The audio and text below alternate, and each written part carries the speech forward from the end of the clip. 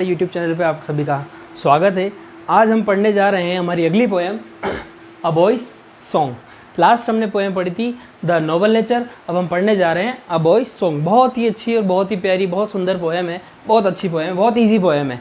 ठीक है, पढ़ते हैं पहला स्टेंजा। अब आज हम इस तरह से पढ़ेंगे, जो हमारे 4 नंबर का प्रश्न आता है पोएम में, 2-2 नंबर के स्टेंजा दिया जाता है, उसके बाद 2-2 नंबर के जो प्रश्न पूछे जाते हैं उससे रिलेटेड टॉपिक है, वो हम पढ़ेंगे कैसे आते हैं प्रश्न। अ बॉयज़ सॉन्ग, बाल गीत। देखिए इसका नाम बॉयज़ सॉन्ग क्यों है इस पोएम का।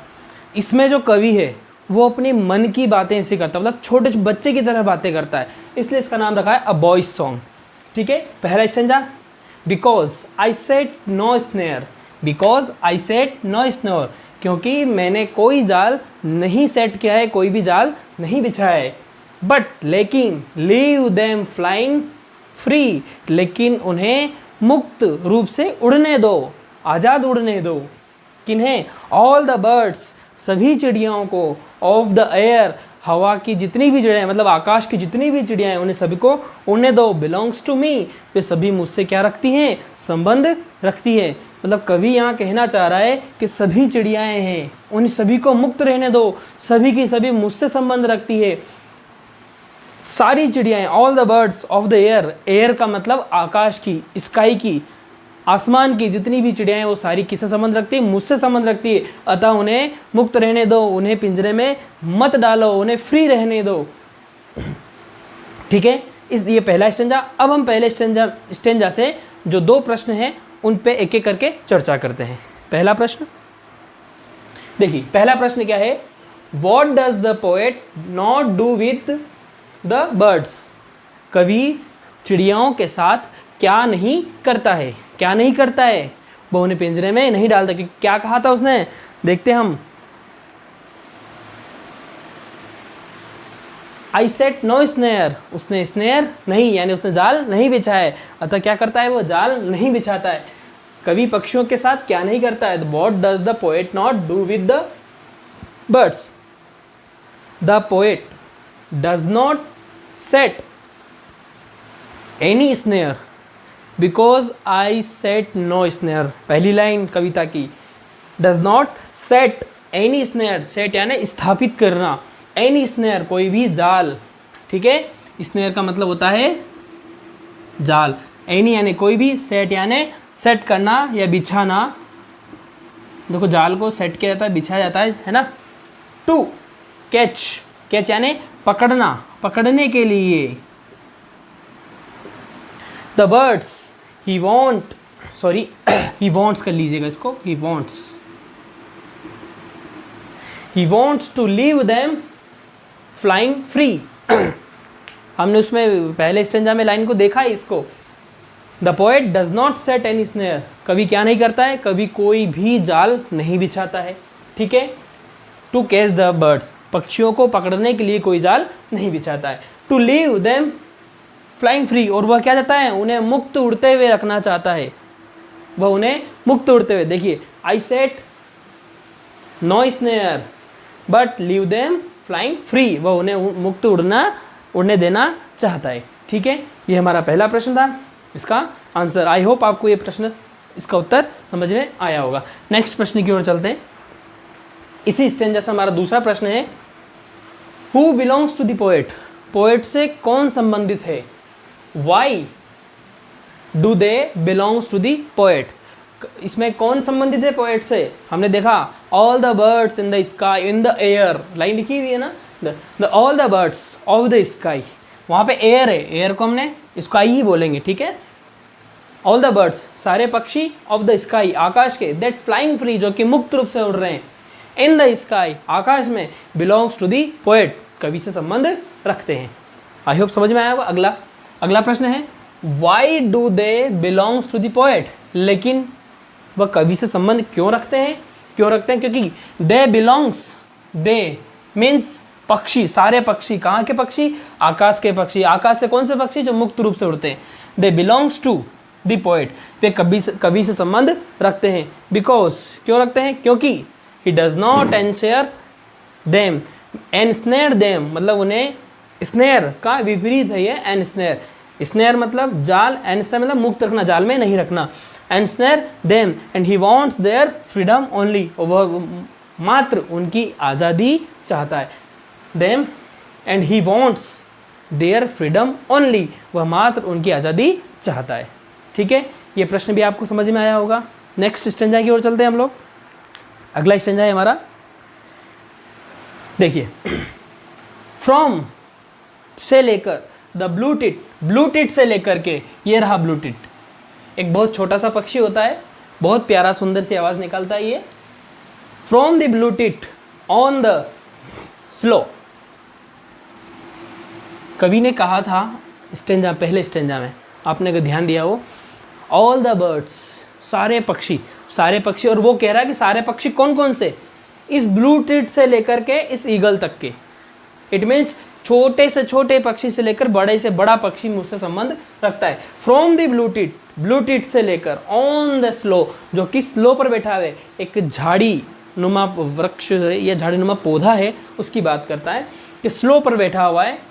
To the eagle on the height, from यानी से, टू तक, इससे लेकर इससे, मतलब ब्लू टिट से लेकर के eagle on the height, height मतलब ऊंचाई, क्योंकि ईगल बहुत ज़्यादा ऊंचा उड़ता है। ठीक है, तो ब्लू टिट से लेकर के eagle on the heights, on the height, जो हाइट पर ईगल है, ईगल ये देखिए ऐसे उड़ता है ईगल, है ना, हाइट पे उड़ता हुआ ईगल, मतलब इस छोटी सी चिड़िया से लेकर बड़ी, यानी छोटे पक्षी से लेकर के बड़े पक्षी तक सारे मुझसे संबंध रखते हैं। अनकेज्ड मतलब उन्हें पिंजरे में नहीं रखना है, पिंजरे से मुक्त रखना है। They come and go, sorry and, come and go from my delight, go for my delight, मेरे आनंद के लिए। मतलब वो कहना चाहता है, इन कवि कहना चाहता है, इन सभी पक्षियों को मुक्त रखिए, अनकेज्ड, पिंजरे में मत रखिए, ताकि ये अपनी इच्छा से आ व जा सकें मेरे आनंद के लिए। मतलब उन्हें देख करके कवि बहुत आनंदित होता है, मतलब उसके मन में जो छोटा सा बच्चा है, वो बच्चा उन पक्षियों को मुक्त देख करके आज़ाद घूम रहा है। इसलिए इस कविता का नाम क्या है, अ बॉयज सॉन्ग। ठीक है, लिखा कवि ने है, लेकिन हर व्यक्ति में एक छोटा बच्चा होता है, वो बच्चा, कवि के अंदर का जो मन का बच्चा है, वो इन सबको देख करके आनंद ले रहा है। किससे, ब्लू टिट जो कि एक स्लो पे बैठा हुआ है, ईगल जो एक हाइट पर उड़ रहा है, उन सबको मुक्त रहने दो, उन्हें पिंजरे में मत रखो, क्योंकि ये सारे मुझसे संबंध रखते हैं और ये मुझे इनको देख करके, आते जाते देख करके आनंद महसूस होता है। ठीक है, तो इन्हें पिंजरे में मत रखिए। पहले में आया था कि उन्हें जाल में मत रखिए, इसमें पिंजरे में मत रखिए। देखिए नहीं, और एक और बात, इस स्टेंजा में दो विशेष रूप से दो पक्षियों की बात की गई है। पहला है ब्लू टिट और दूसरा है ईगल। ब्लू टिट जो कि स्लो पर बैठा हुआ है और एक मधुर आवाज़ रखता है, मधुर आवाज़ का धनी है। ईगल जो कि हाइट पर उड़ता है, अपनी इसकी ऊंची उड़ान के लिए ही जाना जाता है। ठीक है, आगे बढ़ते हैं। इस स्टेंजा का पहला प्रश्न,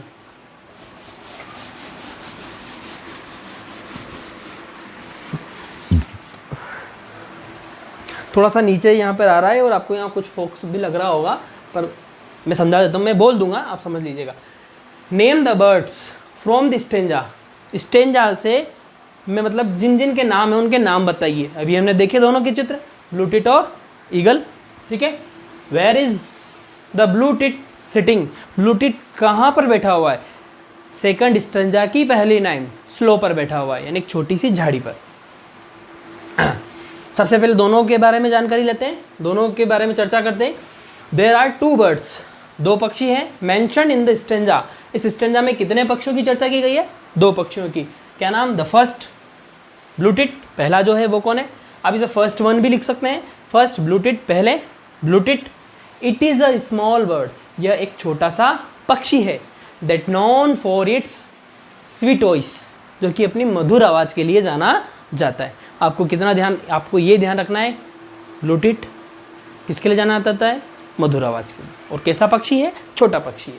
ठीक है, next and second eagle, second one, second eagle, second one is eagle, मतलब दूसरा क्या है, ईगल है। क्या है, it is a big bird, वो बहुत बड़ा पक्षी है, दैट नोन फॉर इट्स, जो कि जाना जाता है, फॉर इट्स हाई फ्लाइट, अपनी ऊंची उड़ान के लिए जाना जाता है। ब्लू टिट, सॉरी पहले हम वापस इसी प्रश्न पर चर्चा करते हैं। Name the birds from the stanza, stanza में से पक्षियों के नाम बताइए। 2 पक्षी कौन कौन से हैं?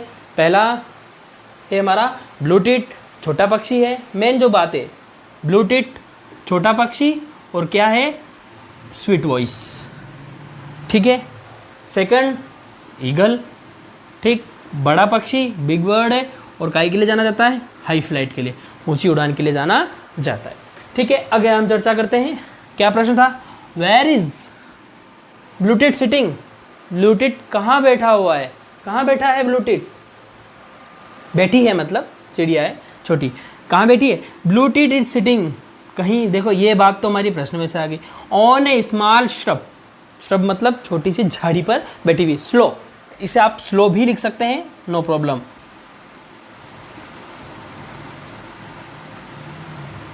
ठीक है। आप इसे स्लो भी लिख सकते हैं, कविता में दी हुई है पहली लाइन, ठीक है। From the blue tit sit on slow, second stanza की पहली लाइन, ये उत्तर उसका, ठीक है। ये था हमारा पहला प्रश्न, दूसरे स्टैंजा का पहला प्रश्न। अब चलते हैं हम अगले प्रश्न की ओर। हमारा अगला प्रश्न क्या है? बहुत इजी प्रश्न है अगला भी।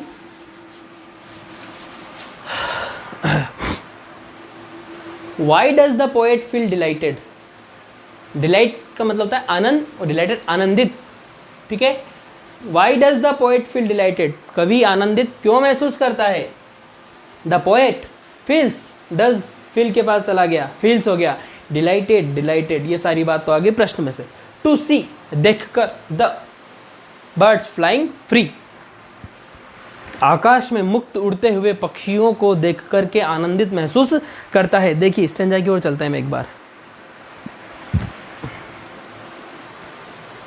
फॉर माई डिलाइट, ठीक है, कम एंड गो, आना जाना मतलब उनका देख, आना जाना देख करके, फॉर माई डिलाइट, मेरे आनंद के लिए, ठीक है। तो ये उत्तर वहीं से लिया है। द पोएट फील्स डिलाइटेड, क्यों आनंदित महसूस होता है? टू सी, देख करके, द बर्ड्स फ्लाइंग फ्री, पक्षियों को मुक्त उड़ते हुए देख करके आनंदित महसूस करता है, ठीक है। बहुत इजी उत्तर था। नेक्स्ट प्रश्न क्यों चलते हैं इसी का।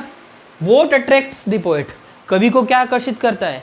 कवि को आकर्षित करता है द फ्री फ्लाइट, मुक्त उड़ान of birds attract the poet, the free flight of the birds, पक्षियों की मुक्त उड़ान कवि को क्या करती है? आनंदित करती है, सॉरी अट्रैक्ट करती है। देखिए आनंदित भी वही कर रहा है, पक्षियों का आना जाना मतलब पक्षियों का की फ्री फ्लाइट देख करके आनंदित हो रहा है, और अट्रैक्ट क्या कर रही है? उन्हीं की फ्री फ्लाइट ही अट्रैक्ट कर रही है। दोनों का उत्तर एक ही अगर देखा जाए तो, ठीक है। नेक्स्ट की ओर चलते हैं हम लोग। हमारा तीसरा और अंतिम स्टैंजा, इस कविता का तीसरा व अंतिम स्टैंजा। अब देखिए इस स्टैंजा में कवि क्या भावनाएं व्यक्त करता है अपनी, बड़ी इंटरेस्टिंग है, देखिएगा। And so the sun words, अतः सूर्य की ओर वे, सनवर्ड्स वे मतलब सूर्य की ओर है ना। आई सोर, सवार होकर, ऑन द ईगल्स विंग्स, कि मैं पक्षियों की, सॉरी मैं ईगल यानी जो ईगल है, जो बड़ी चिड़िया है, इट मीन्स गरुड़ बोलते हैं इसको, गरुड़ भी बोलते हैं कि चील भी बोलते हैं इसको, है ना। द ईगल है, उसकी पंख पर बैठ करके, उसके पंख पे बैठ करके मैं सूर्य की ओर उड़ना चाहता हूँ, सॉरी बैठता हूँ, सवार होता हूँ और उड़ता हूँ, मतलब उसके मन में कि देखिए उसका संबंध, वो संबंध स्थापित कर रहा है इन चिड़ियाओं से, मेरा क्या संबंध है, वो संबंध स्थापित कर रहा है कि मैं जो ईगल है उसके पंखों पर सवार होकर उसकी तरफ उड़ता हूँ। इसकी कल्पना देखिए आप कवि की। एंड इन माई हार्ट्स, और मेरे हृदय में, ऑल डे, पूरे दिन, द ब्लू टिट सिंग्स, और पूरे दिन मेरे हृदय में कौन गाती है? ब्लू टिट गाती है। देखिए वो दोनों से क्या संबंध स्थापित कर रहा है। ईगल किसके लिए जाना जाता है? अपनी हाई फ्लाइट के लिए, यानी ऊंची उड़ान के लिए, ऊंची उड़ान के लिए जाना जाता है, इसलिए कवि जो संबंध ऐसा स्थापित कर रहा है कि मैं उसके पंखों पर सवार होता हूँ और सूर्य की ओर उड़ता हूँ, ठीक है। अब ब्लू टिट छोटा पक्षी, उसकी आवाज़ कैसी है? मधुर है, तो उसके जो गीत हैं, उसकी जो आवाज़ है वो कवि के हृदय में क्या हो रही है? गूंज रही है, या उसके एंड इन माई हार्ट्स, मेरे हृदय में, ऑल डे मतलब पूरे दिन ब्लू टिट उसके हृदय में गाती है, ऐसा उसको महसूस हो रहा है। पहले प्रश्न की ओर चलते हैं इस स्टेंजा का। For what is eagle non, eagle किस बात के लिए जाना जाता है? ध्यान हो तो सेकंड स्टैंजा का पहला प्रश्न किया था हमने, उसमें उत्तर लिख लिया था इसका। फिर से, eagle is non for his high flight, ऊंची उड़ान के लिए जाना जाता है। इन द स्काई, मतलब आकाश में ऊंची उड़ान के लिए जाना जाता है ईगल। ठीक है, अगला, what does poet do with the eagle, poet eagle के साथ क्या करता है? देखिए क्या करता है, आई सोर ऑन द ईगल्स विंग्स सनवर्ड्स वे, सूर्य की और उसके ऊपर सवार होकर। तो क्या करता है, द पोएट सोर्स, कवि उड़ता है। लगता है स्पेलिंग गड़बड़ हो गई, SAORS, सोर्स, यानी सवार होता है, टूवर्ड्स की ओर, द सन, सन की ओर, सिटिंग बैठ करके, on the eagle's wings, eagle की पंखों पर बैठ करके, द पोएट सोर्स, सवार होता है, टूवर्ड्स की ओर, किसकी ओर? आकाश की ओर, टूवर्ड द सन, सॉरी सूर्य की ओर, sitting on the eagle's wings, eagle की पंखों पर बैठ करके। देखिए ये सब के पंख पे तो कैसे बैठेगा, वो तो ईगल तो इतना मनुष्य से छोटा होता है, वो कैसे बैठ सकता है? लेकिन नहीं, ये कवि की कल्पनाएं हैं। मतलब वो संबंध स्थापित कर रहा है, हमको बताना चाह रहा है कि देखिए पक्षी किस तरह से हमसे संबंध रखते हैं। पक्षियों को आप पिंजरे में कैद न रखें, उनकी बाहर जिस तरह से वो उड़ते हैं, उस सुंदरता को देख करके उस सुंदरता को महसूस कीजिए, ये संबंध स्थापित कीजिए। ठीक है, नेक्स्ट, ये मतलब कवि इस कविता में सीख दे रहा है कि आप पक्षियों को, अगर आपको आनंद आता है किसी को देख, पक्षी को, किसी की को, जानवर को देख करके आप खुश होते हैं, इसका मतलब ये नहीं कि आप उसको अपने घर में कैद करके रख लें, पिंजरे में कैद करके रखें और खुद आनंद महसूस करें। नहीं, उसको मुक्त रूप से उड़ते हुए देख करके, उसकी खुशी को देख करके हमें खुश होना है, ये कहना चाह रहा है कवि, हमें सीख देना चाह रहा है। देखिए अंतिम प्रश्न, हमारी इस कविता का अंतिम प्रश्न, why does the poet admire blue tit, poet blue tit की प्रशंसा कैसे करता है? कैसे करता है? देखिए कैसे करता है, देखिए, and in my heart all day the blue tit sings, दिन भर मेरे हृदय में ब्लू टिट गाती है। इस तरह से प्रशंसा करता है, मतलब उसके गीत की प्रशंसा करता है। देखिए द पोएट एडमायर्स, कवि प्रशंसा करता है ब्लू टिट की, बिकॉज करता है क्योंकि, क्यों करता है? क्योंकि सॉन्ग ऑफ ब्लू टिट के गाने या गीत, इकोज गूंजते हैं, इको यानी गूंजना, ऑल डे पूरे दिन गूंजते हैं, इन हिज हार्ट, किसके हृदय में? कवि के हृदय में दिन भर क्या करते हैं? गूंजते हैं। क्या गूंजते हैं? किसके गाने? ब्लू टिट के गाना हृदय में गूंजते हैं कवि के। इस तरह से ईगल से कैसा संबंध स्थापित किया उसने कि उस पर सवार होकर के, पंखों पर सवार होकर सूर्य की ओर उड़ रहा हूँ। ब्लू टिट से कैसे संबंध स्थापित किया कि ब्लू टिट के जो गाने हैं वो मेरे हृदय में गूंज रहे। देखिए ये तो दो जो चिड़िया हैं ये प्रतीकात्मक रूप से है मात्र, मतलब ये नहीं कि सिर्फ दो से ही संबंध है। कवि कहता है ने पहले ही बोला, all the birds in the air, हवा की मतलब आकाश के जितने पक्षी उससे संबंध रखते हैं। फिर उसने ये दो पक्षियों के नाम लिए कि एक छोटे से छोटा और एक बड़ा से बड़ा, मतलब यहाँ से लेकर यहाँ तक के, मतलब इसके बीच के सारे पक्षी हैं उनका आनंद लेता है। इसलिए दो पक्षियों को सिर्फ प्रतीकात्मक रूप से, क्योंकि सारे पक्षियों का वर्णन वो यहाँ इस कविता में कर नहीं सकता था, इसलिए इन दो पक्षियों का किया। तो याद रखिएगा, हमें बहुत ही ईजी पोएम थी। ब्लू टिट के बारे में याद रखना है, इसकी आवाज़ सुंदर है, बहुत अच्छा गाती है। ईगल आकाश में बहुत ऊंचा उड़ता है और ठीक है, कभी उनके पंख पर उड़ करके जाता है। इस प्रकार से ये हमारी जो दूसरी कविता है अ बॉय सॉन्ग, ये भी समाप्त होती है। आई होप आपको समझ में आया होगा। अब रही बात इसके क्वेश्चन आंसर की, तो अगर आप इसे क्वेश्चन आंसर देखेंगे तो ये जो 6 प्रश्न हमने हल किए हैं, इन्हीं में से जो हमारी पोएम में 4 प्रश्न दिए हुए हैं टेक्स्ट बुक में, वो चारों प्रश्न इजी वे में मिल जाएंगे। फिर भी अगर आप चाहेंगे तो मैं इसका सेकंड पार्ट भी लेकर के आऊँगा। आई होप आपको वीडियो समझ में आया होगा।